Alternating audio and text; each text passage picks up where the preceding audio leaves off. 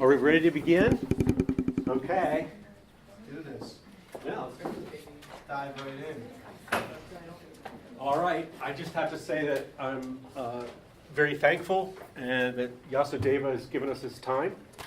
And he's been generous to agree to come and just talk. And yet I said, I don't have any specific assignment for him to talk about, that I do want to focus on the Gita, and yet if I want also for us to ask questions, anything that comes up that you may think of, because he is a living representative of this tradition. Is that a fair assessment? Okay, thanks. Talk about the disciplic succession. Disciplic succession. That's a word that's used often in the Vedic literature. Its actual Sanskrit term is parampara. I'm going to write down so many Sanskrit terms. Is that okay? Yeah. Sanskrit's becoming so popular nowadays. So It is. Get one tattooed on your arm or something. But first, my name. Yashodeva. As Mr. Wolf was saying, I've been doing this for about 15 years. I practice bhakti yoga. I studied and trained as a monk or a brahmachari, like a celibate monk in the ashram monasteries in New Zealand, Australia, Mexico, United States, and Canada. And I don't do that anymore. Now I'm married with kids, but I still practice the same spirituality, of course, and I teach it. And I've got a community right here on campus, actually, Penn State Vedic Society. We do weekly meditation. I'll tell you about that later. Anyway, so that's my name. I got this name from my guru. Everyone heard of a guru before? The popular term. It means a teacher, but not one that you just have like an hour with once a week, but really like a life coach. So oftentimes in our tradition we go through a formal ceremony where there's a relationship made with a guru called Diksha, and then oftentimes one will take on a new name, a name that helps one to remember an identity as being something spiritual, something in relationship with God. So my name, Yashodeva, means the most famous of the gods, or Krishna. That's what, that's parampara. Parampara is this word that Professor Wolf used, which means a disciplic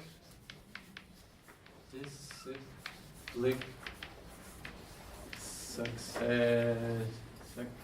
Yep. Good. Did I do that right? Yes.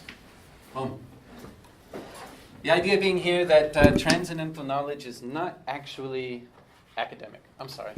I don't mean any offense to anybody. It's not something that can just be learned by taking notes, by reading a book, but real spiritual wisdom and realization has to come through a relationship with a teacher who's very good, like a guru, and ultimately a relationship with the divine, with God.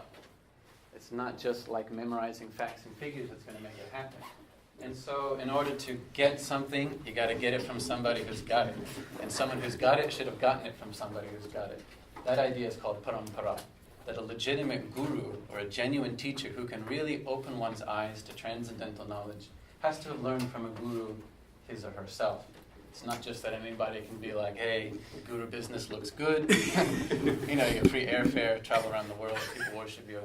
And like, let me try it. You have to actually learn from a legitimate teacher. And how that system is maintained is this term parampara, meaning that there should be like a line or disciplic succession so that you can see who's guru, so on and so forth. So I come in a particular disciplic succession. It's called the Brahma Madhva Gaudiya Sampradaya. I won't even ask you to repeat that. But it just means that I've learned from a teacher who's learned from a good teacher who's learned from a good teacher, so on and so forth for thousands of years. Wow. Sounds good, huh? Yeah, sounds really good. I like it. I mean, it's working, so I stick to it. Ask for any refunds. What else would you like to talk about? I mean, I'd be happy to Bhakti summarize. yoga. Tell more about Bhakti yoga. How much time do I have? You have 45 to 50 minutes. Okay. And how much are we getting paid for this? No, I'm just kidding. I'll summarize some of the themes of Bhagavad Gita and the Vedic wisdom in general. Everybody knows the term Vedas by now, I assume. Vedic is kind of what we're talking about. This term Hindu, I don't mean to insult anybody. It's a modern terminology. I don't really like the H word. It's actually a term that's made up by Muslims. The subcontinent of India has for a long time had foreign invaders coming in and kind of messing up stuff.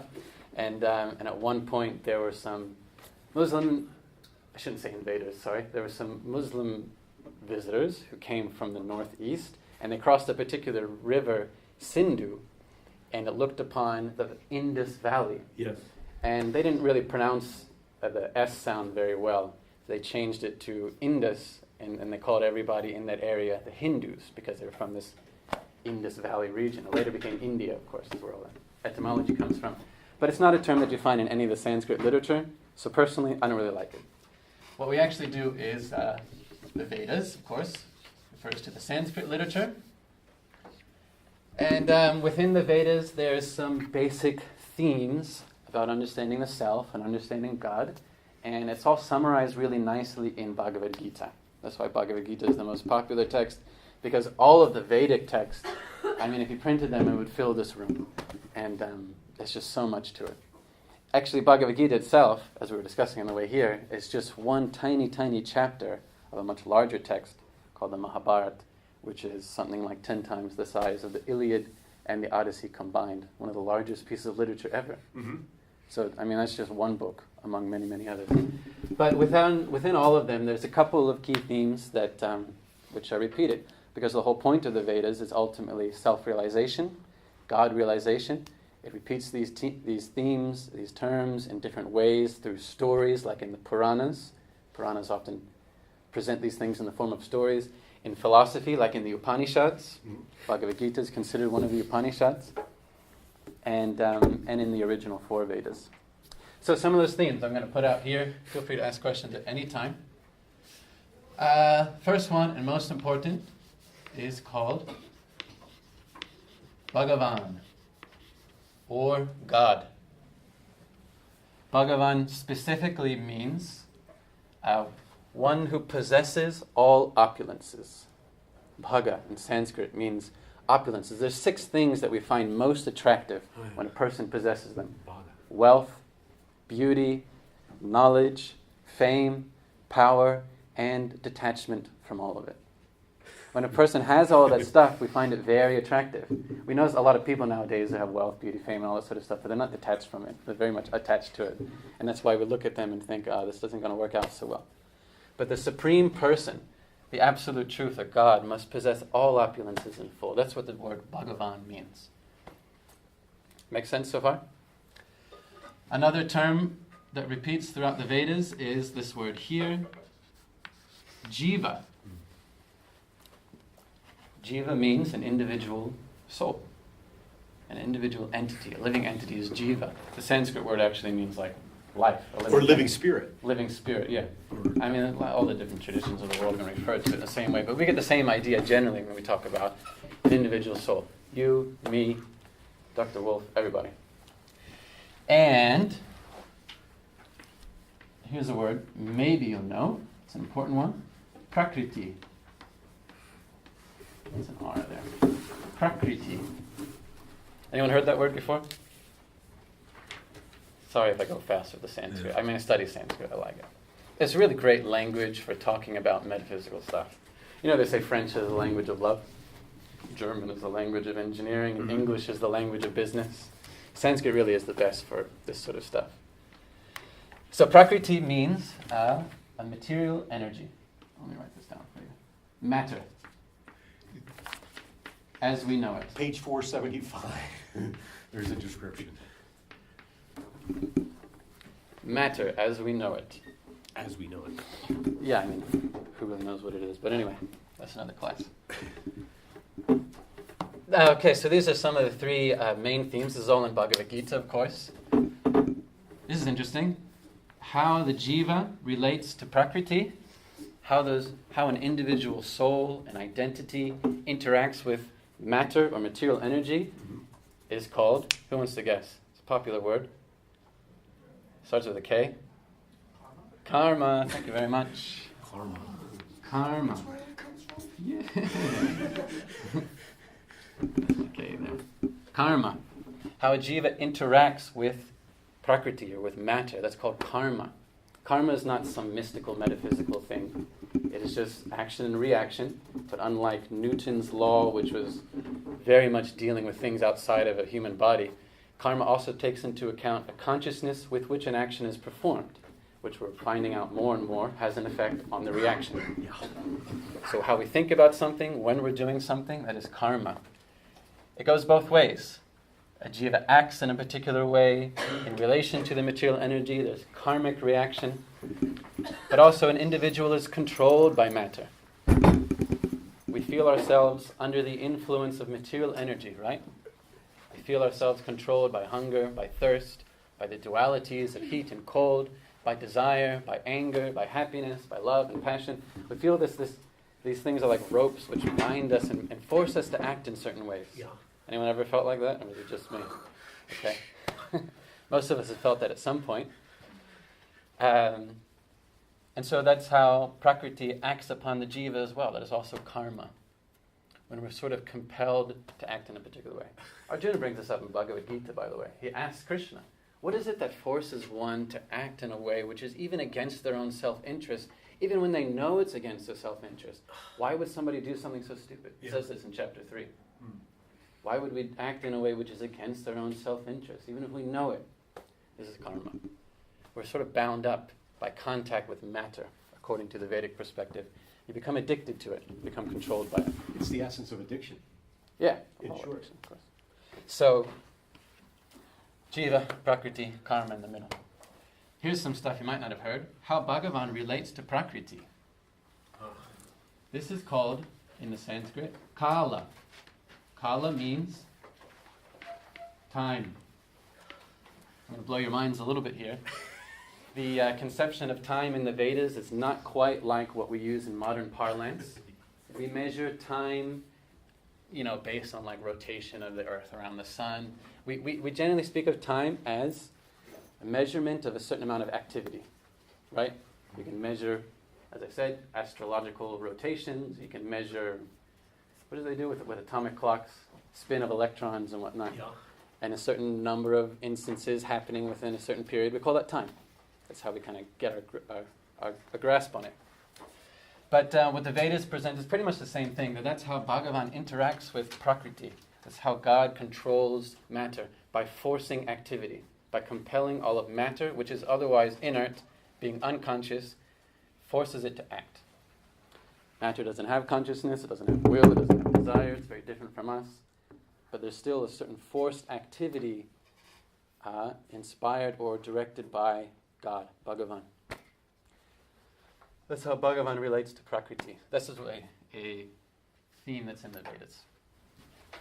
It's a very esoteric understanding time. Lots of philosophers have different perspectives on what time means, but there's a brief outline from the Vedic literature.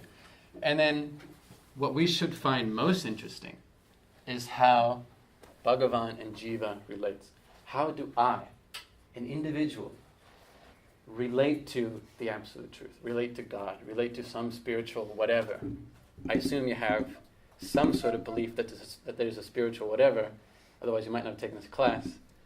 But what is it and how do we relate to it? That is called yoga. I'm sure you've heard that word before. It's not just shopping at Lululemon and checking out girls in tights. Yoga actually means connection.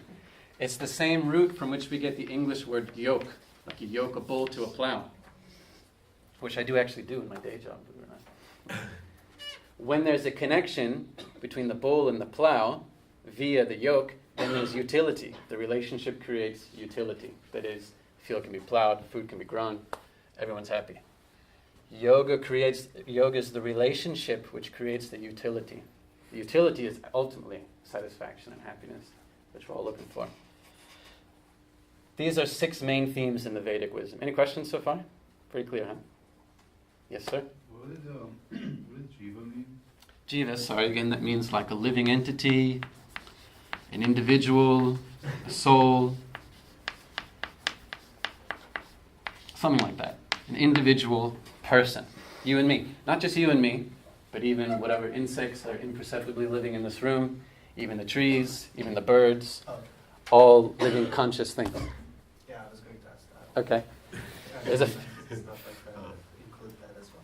It does. There's a famous verse in Bhagavad Gita, chapter 5, text number 18, sir, which I'm going to remember in just a second. Brahmane gavihastini shunichaiva svapakecha pandita samadarshinaha. What was the first line? I don't know. I'm still, Anyway, still looking.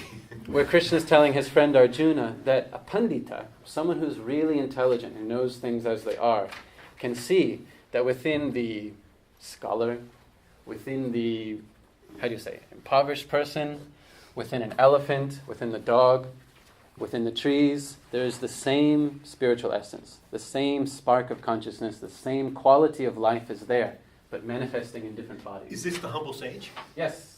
The humble sage sees with equal vision a learned and gentle brahmana, a cow, an elephant, a dog, and a dog eater. So that's what's being implied there. The jiva is the same in all living entities. It's not just that humans have souls and everyone else, I don't know, they just seem to act very much like a human within their body, but they don't have souls. I don't know where that philosophy came from. Actually, I do know where it came from, but I disagree with it. Consciousness is the symptom of the spiritual essence, and it manifests in different bodies. In the body of a man, it manifests in a particular way. In a woman, it manifests in another way. In a dog, in a particular way, so on and so forth. But they're all considered jiva. Does that make sense? So, yoga, of course, popular topic nowadays. I lived in West Los Angeles for quite a few years, and wow, yoga is like everything. You can go to these, I call them champagne and Shambhu parties up in Beverly Hills. They go to these people's mansions and they do kirtan. But they're like, smoking dub and drinking champagne and snorting some lines and stuff. But it's just like so popular to do yoga. Everything's just got to be in yoga culture. And it's like Hotel California. Yeah, it's exactly like that. Hotel California. I call them champagne and Shambhu. Anyway, Shambhu is a name for Shiva. They would sing these mantras about Shiva and drink their champagne. That's not real yoga. It's a good start. But there's different types of yoga. They're summarized in Bhagavad Gita. There's karma yoga. We already talked about karma. Karma yoga refers to a relationship with God or the divine through a sort of righteous activity. It's very common through all religious traditions. Yeah. By piety, by sacrifice, by charity, you do good things. In that way, you're kind of like abiding by the will of the Supreme. Karma yoga. Whatever work you might do, you try to do it in a way which is pleasing to God. Pretty basic. In Bhagavad Gita, they also talk about jnana yoga. This is how it's written in in most Sanskrit books now, but it's kind of pronounced more like jnana. See that? Not the country, Ghana. Jnana. So jnana means knowledge or philosophizing. There's a yoga, there's a sort of connection with the divine that comes about just by, a conversation like this, for example. Because we're discussing it, because we're meditating on it, we're contemplating it. There's already a connection with the Supreme by philosophical endeavor. Jnana yoga. Traditionally, practitioners of jnana yoga are not like the karmis who, have families and work jobs and finances and stuff. But jnana yogis are the more stereotypical idea of the monks and the sadhus who retire from social interaction, live in a cave or in a forest, maybe, wear the saffron robes. The social life is dead, but intentionally. And they just meditate. They might practice severe austerity. Sometimes they surround themselves with fire, with the hot sun overhead to kind of help them overcome the dualities of heat and cold, where they submerge themselves in freezing rivers and just they kind of meditate. And they have conversations which probably a lot of us would find really boring. But that's jnana yoga. So that's described in Bhagavad Gita a little bit in chapter 4. Then there's dhyana yoga. A long name. Dhyana means meditation. Right? Yeah, Dhyani. There you go. It's a good name to have. Dhyana yoga means meditation. Like chanting mantra. That's what I mostly do. I teach it to other students as well. There's so many different forms of meditation. We maybe discuss that some other time. But basically the activity of doing some type of meditation in connection with the Supreme, not just meditating on what, Kylie Jenner ate for breakfast. Because everybody's meditating on something. That's the thing. The idea is that you're all meditating on something, but why not consciously meditate on what is the absolute truth? What is it? What is that thing which ties everything together? So what's the difference? It's not Kylie Gyana- Jenner. What's the difference between Jnana and Dhyana? Gyan, well, it can be more theoretical philosophizing, but not so much practical activity. Yeah. Okay. It's interesting, Krishna kind of makes a little cheeky stab at Jnana Yoga in the beginning of 6th chapter. Krishna's very cheeky. He's very funny and very brilliant. Trickster. So I highly recommend reading Bhagavad Gita. But in the 6th chapter, the first verse, he says, Anashita karma palam karyam karma karotiya sasanyasi cha yogicha na niragnir na chakriya. He says that a person who isn't attached to the results of all of their activities, karma pala means the fruit of work, who's not attached to how everything's supposed to go, am I getting enough money, am I getting enough recognition, a person is not attached to that sort of desire, but rather simply does their duty because they're obligated. Like you have an obligation to be a good professor, regardless of whether or not the students are going to appreciate it. You have an obligation to be a good student, regardless of whether or not the professor is very good. He says someone who can have that sort of mentality to do something as they're obligated out of duty, he says that person is actually the yogi, not the sannyasi who lights no fire and performs no duty. Niragnir, Agni means fire. Because traditionally, for these karmis, the ones who are trying to do like a pious sort of righteous lifestyle, they perform regular sacrifices, especially in the old Vedic culture. Literally a fire sacrifice. There's no virgins involved, but they would chant lots of mantras and they'd put grains into the fire and sort of meditate on making this offering to God. And they'd spend their money on it. That's how they made their sacrifice. Whereas those who kind of upgrade to Jnana Yoga, they tend to renounce all that sort of stuff. They don't do the fire sacrifice. They don't engage in any sort of work. They give up their obligations and duties.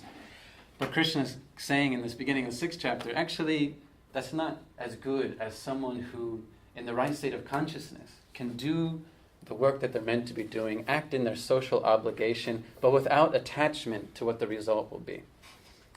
So that's kind of the difference between jnana and dhyana, where dhyana is an active meditation, whereas jnana is more like, actually the Sanskrit word to use for this would be, what's the word? It's going to come to me in a second. Pra and? Anyway. I can't remember right now. Come back to me in a second. But of sort of detachment from activities, doing less and less, whereas the others is more like a positive engagement in activity. Does that make sense? Mm-hmm. Okay. And then, of course, bhakti. Good. It's a popular term nowadays, especially West Side LA. You want to make friends? You say, oh, I'm into bhakti. I got so much bhakti for my dog or whatever. Bhakti means devotion. It is the most common, it is the most popular, it is the most resilient of all the yoga practices, and it's the most practical. And really, ultimately, that's what Krishna is presenting in Bhagavad Gita. Yeah. Bhakti means a relationship with the divine, God, Bhagavan, Krishna, but in devotion, in love. And that means engaging all of one's thoughts, words, actions in a relationship with God that's actually loving. Which, ultimately is what we're trying to do anyway, but sometimes we just do it with the wrong people. As little Alfalfa said in The Little Rascals, looking for love in all the wrong places, looking for love. What the Vedic wisdom is pointing out is that the love that we're looking for is ultimately the love supreme. John Coltrane. Yeah. The love supreme means that there's a person that we're looking for that has everything, that's got it all, that can really understand us and really satisfy us. And you know what? It's not going to be, sorry to say this, it's not going to be some other confused, insecure, conditioned person of this world. Ultimately, we're meant to have relationship with the origin of everything, the origin of all pleasure, Krishna or Rama. That's actually what the name Krishna and Rama means. The all-attractive origin of pleasure. That's the relationship we're looking for. It's just that we're trying to find it in Kylie Jenner or whatever, and it's just not happening. So that's bhakti yoga, devotion. Devotional service, really. And it's the most natural and it's the most common practice of yoga because it doesn't actually require philosophical understanding. It doesn't require a severe lifestyle change. It doesn't require renunciation. It just means cultivating naturally the loving propensity which is inherent in every living being. You ever thought about the fact that you never had to learn how to love? It wasn't like a class, at a certain age, suddenly you look at the opposite sex and it's just like, hey, wow, it's just all happening. Just as there's an inherent, built-in desire to connect with someone of the opposite or same sex, whatever it may be, and it just kind of comes out naturally. Similarly, in every jiva, in every living entity, it's said that our very nature is to love. Our very nature is to give the best of ourselves in service to another, and in that way feel satisfied, rather than trying to get, rather than trying to receive, to manipulate, to exploit, to get someone to pay attention to me. It's our nature to do that. Nitya Siddha, Krishna Prema, Sadhika Manoya, the Vedas say. Just like in a child, there's the propensity to walk, and just in the right environment, it will come out. Similarly, in every living entity, in every jiva, there is the propensity to love in perfection. In relationship with Bhagavan or Krishna, it happens very naturally, very easily. That's Bhakti Yoga. Make sense? Sounds good, huh? Sounds too good to be true? Anyway, try it. I mean, you're not paying me anything, so you don't have to do it. Any questions so far? Mr. Jan. Purposely like a tree shape, well, no, not a tree, a triangle shape. Does that have relevance to the Bhagavad Gita? No, I made this up, actually. Oh.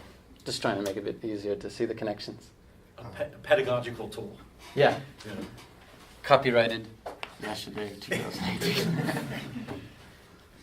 Have you ever heard of Sanatana Dharma? Sanatana Dharma. Yeah. Sanatana means eternal. Should we just talk about Dharma? Yeah. Okay. Dharma. Ooh, that's a loaded word. I mean, we don't really have an English equivalent. That's why it's kind of hard for us to wrap our heads around it. But Dharma can mean, and then I'll get to Sanatana Dharma, because this is a theme of Bhagavad Gita, the difference between Sanatana Dharma and one's other Dharma. Dharma means the essential quality of a thing. The quality which, if it were removed, that thing wouldn't be that thing anymore. The most essential thing. The dharma of fire is that there's heat and light. If there's not heat and light, there's not fire. The dharma of sugar is that it's sweet. If you find some other white crystalline substance and it tastes not sweet, then it's just not sugar. The dharma of water is that it runs, it's wet, right? The dharma of air says it's the vibration of sound. There's an essential quality which cannot be removed from a thing. That's its dharma. Does that kind of make sense? You see how you can't really translate that with one word. It's just something that kind of people in Southeast Asia, in this culture, they just grow up with it and they kind of get it. It's important for us to know because if we act according to our dharma, the tendency is that we're more satisfied. If you're trying to be a fish out of water or a square peg in a round hole, we experience discomfort, we experience frustration. That's kind of how Bhagavad Gita starts, really. Arjuna, he's there. We're supposed to talk about the whole context. Yeah, that's right. Arjuna is there. He's about to have this fight with his cousins. I mean, it's such a long story. It's like this fratricidal war that's about to go on over politics. Just like today. Is it? Yeah. Is there fratricidal wars in politics? It's all in the world. There's war, definitely, yeah. And the wars are more fought with words instead of guns, but you see it very often. People are so obsessed with ideals they don't truly fully believe in an effort to fit the mold of people they haven't really known, that they're willing to just stab people who they once considered their best friend in the back. Yeah, so true. And that's also in Bhagavad Gita that there was externally an actual war. It did actually happen in a place in Kurukshetra, and it was pretty gruesome. But there was also an internal conflict going on with Arjuna, conflict between him and his brothers, and ultimately with his cousins. The conflict was on all levels. And one of the words that Arjuna said to his friend Krishna in the beginning of Bhagavad Gita is that Karpanya dosho, chapter 2, text 7, Karpanya dosho pahatasva dharma. He said, I don't understand what is my dharma right now. I don't know, what the hell am I doing? Yeah. Who am I? What am I supposed to be doing? I mean, A lot of college students ask. I think all of us, if we're just slightly intelligent, go through that sort of existential crisis at some point. Like, what the hell am I doing here? Who am I? Now the thing is, Arjuna, I mean, he's a pretty smart chap. he grew up, he had a good family, and he grew up, and he was highly educated. It's not like he didn't know what was he supposed to be doing there at the battlefield. He was a very accomplished warrior, very accomplished.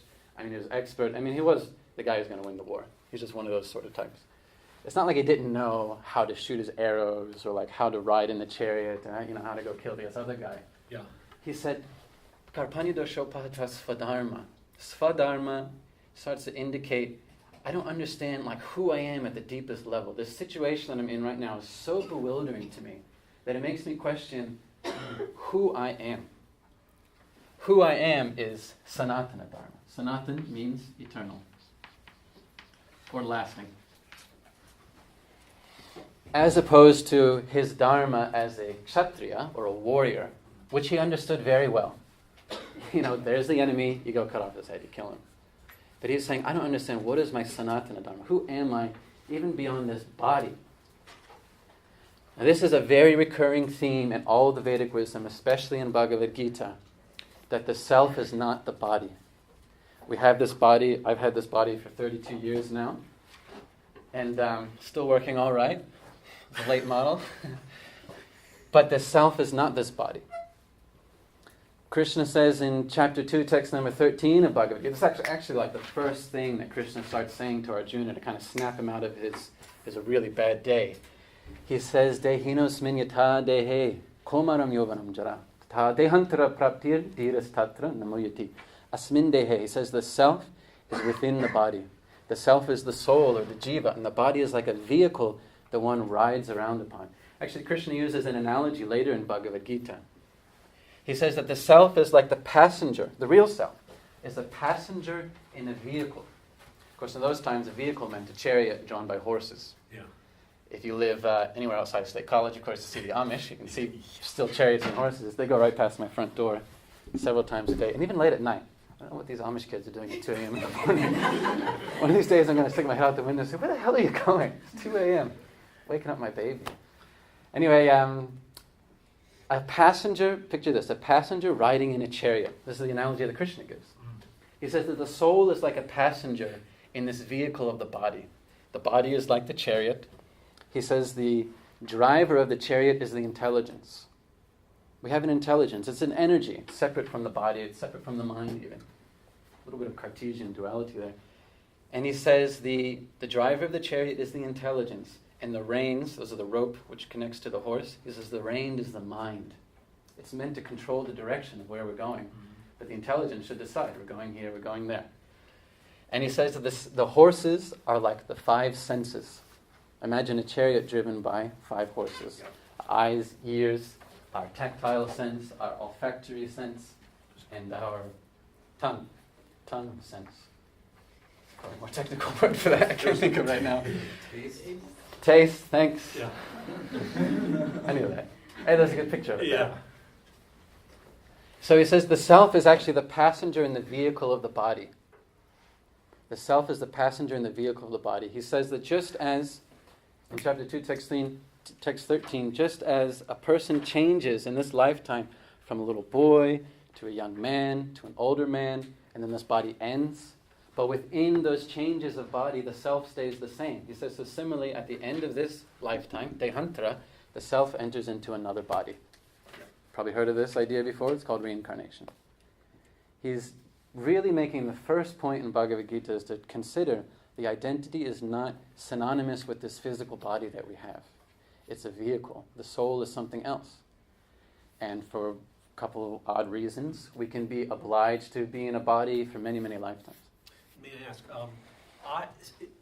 the way I have approached the same or parallel my own way without necessarily looking to Gita was to say, if I meditate on this expression, I am, and I put forward this idea, this thought or a speech, I say, I am, and then I meditate on the I am. And meditating on this I am. That's a Vedic mantra, by the way. Soham. Ah, that's Soham. Yeah. This is the way that I have discovered that there is an eternal witness that is other than the embodied incarnation as Peter McGuire, this person that I've been born in the world. Is this parallel to that? Of course. Yeah, and so it's just because it seems like this could be discovered naturally. This could be Yes. discovered by anyone who would sit down to meditate on the I am and start to realize, of course, this I am is transcendental. It's eternal. It's not completely conditioned. Yeah. Is that? 100% agree with you. Yeah. It can be done naturally, but why not just learn from people who've done it? Yeah, it's a shortcut. I know it's like really not a popular idea in America. We're like very individualistic. It's all about like doing it your own way. But but in India, I don't know, they didn't suffer from that sort of crippling disease, so they had this param. It's like, why not just learn from somebody who's already figured it out? Anyway, I'm not going to try to like change the whole culture of America overnight. Yes, ma'am? I was wondering, how does that idea of the eternal self fit in with the way that people change and grow over time? I'm not sure I quite understand your question. A slightly different person than I was 10 years ago in the way I Mhm. behave and I act. And I was curious how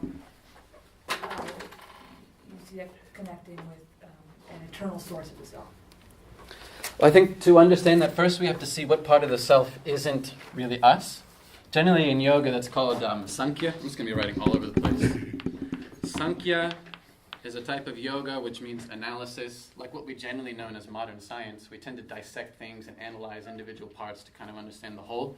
Not the best way to go about spirituality, but it was also a tradition in India, and particularly within Sankhya, the process of neti, which means not this or not that, means to try to slice away every part which is an illusion to understand what is the self. Like there's the old saying that if you want to carve an elephant from marble, you just get a block of marble and you remove everything that doesn't look like an elephant.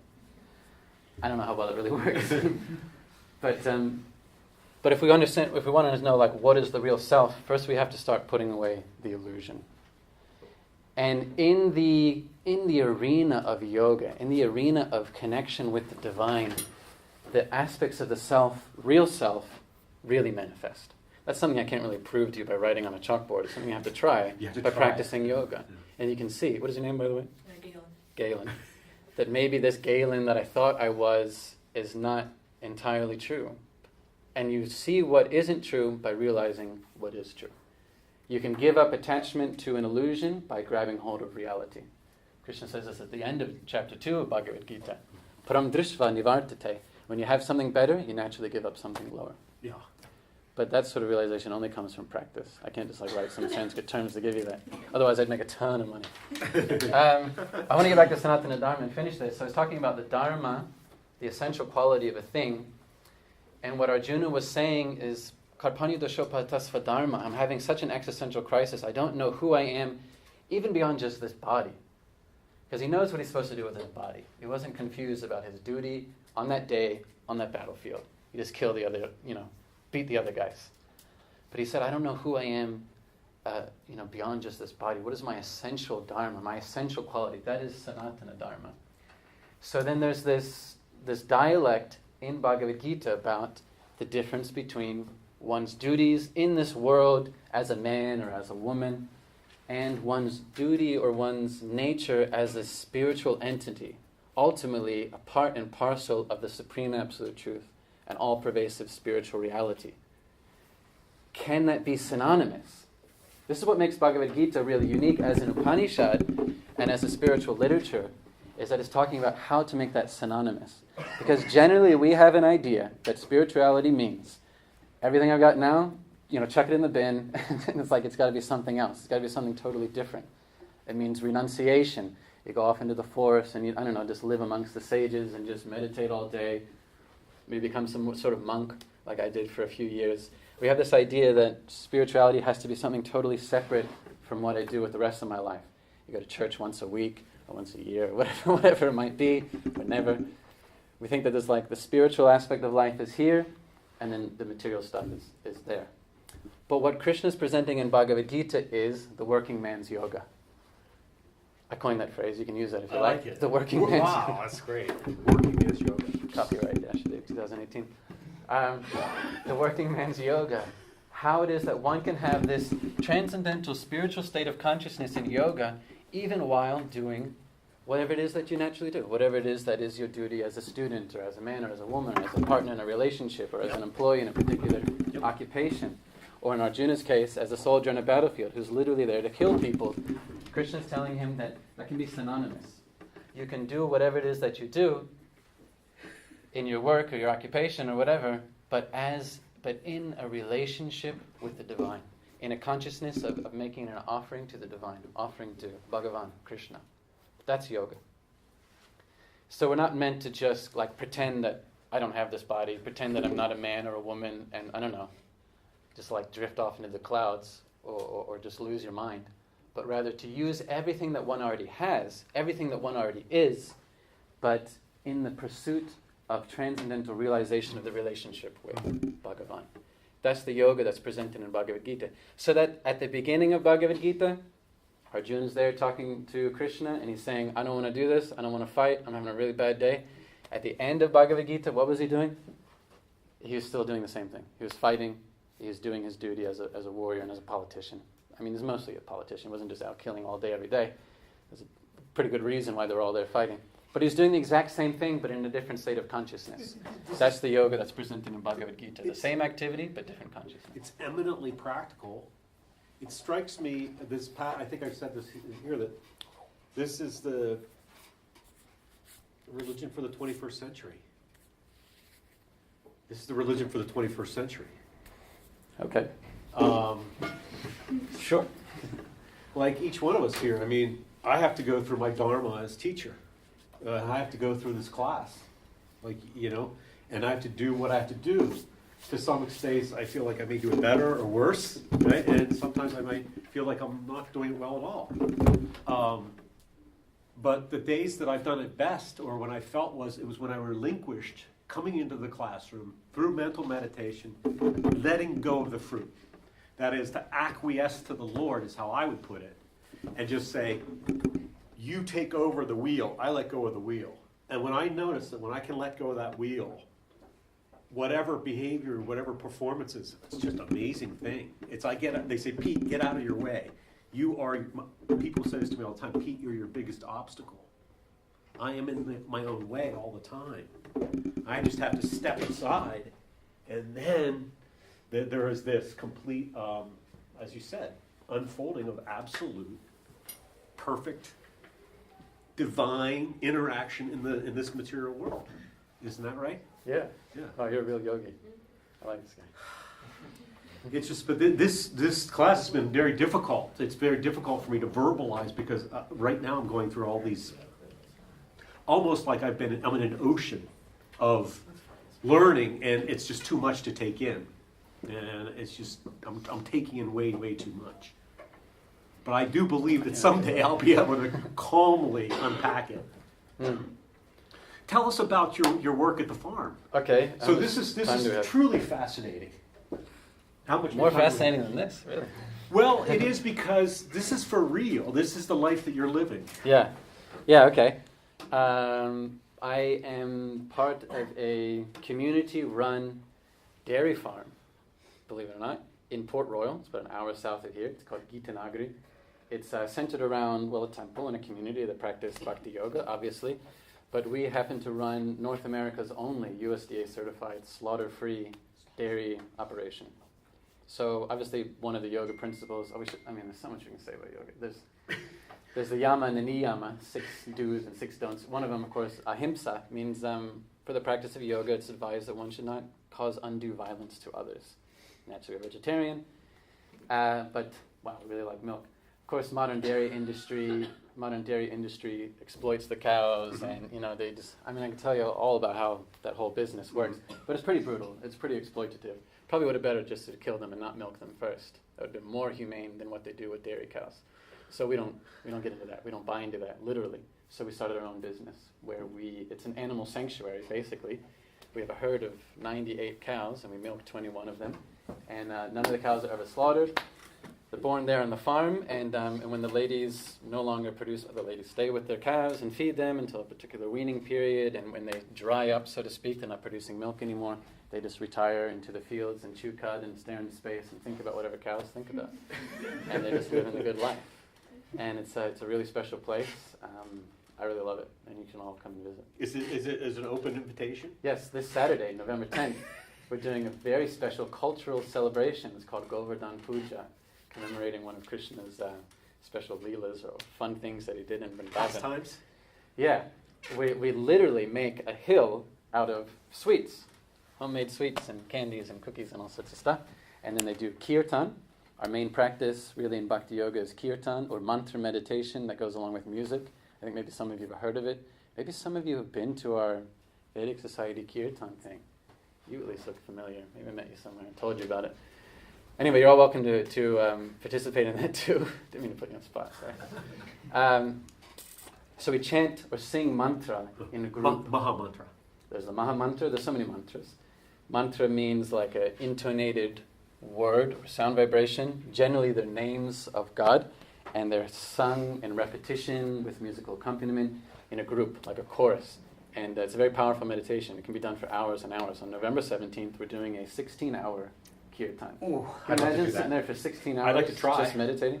I bet you believe you couldn't do it. And then I'll say, please come and try out with us. November 17th. It's a lot of fun. But this Saturday as well, big cultural festival. You want to come? Make Yeah. a field trip. Yeah, I'll check with my wife. Maybe she can come too. Yeah, me too. I'll check with my wife. So that's what I do at Gita Nagari. It's a really special place. Check it out. If you like good cheese, I make cheese. And I think it's the best cheese in the world. How do you spell the farm name? Gita Nagari, as in Bhagavad Gita. Itanagari. Gita Nagari means place where the Gita is sung. I went there when I was a student at Penn State. That's how I had this connection. And when he mentioned he was from Gitanagari, I'm like, wow, I've been there Okay, cool. back in the day. Yeah, it's been going for about 45 years. So I don't know how much time we have. If we want to do some questions, or should we just stop for this video? Is there a little more time? There's like 7 minutes left. Okay. Anybody want to ask anyone like else? really Yeah. cutting personal questions Go about ahead. my time in the ashram? Yes, ma'am. I have a general question about the Vedic culture. So like I guess here or in India, one of the practices is it still a popular practice that you don't move out of your dharma, like social class or like caste? Okay, political stuff. I like that. That was never a thing. It was never ever a thing that you're in a class and that you're born into it and that you're stuck with it and that there's no social mobility. That is an idea which was introduced by the British. In Bhagavad Gita, Krishna addresses this. I mean, Krishna, he claims that he's God, so maybe somehow he could anticipate this was going to happen. But in chapter 3, text number 14, where he talks about the classes, he says, Chatur Varnyam, there's 4 varnas, or classes of social order. Maya Shrishtam, he says, I've made this system. Guna Karma Vibhagashaha. I wish we had so much more time. He says, Guna Karma Vibhagashaha means those 4 classes, the Brahmana, Kshatriyas, Vaishyas, and Shudras, they are determined by one's quality and one's activity. We talked about this word karma, means action or work that one does. And guna means a quality of living, qualities that a person has. Some people are truthful, some people are not so truthful. Persons who are very truthful, that's the quality of the brahmanas.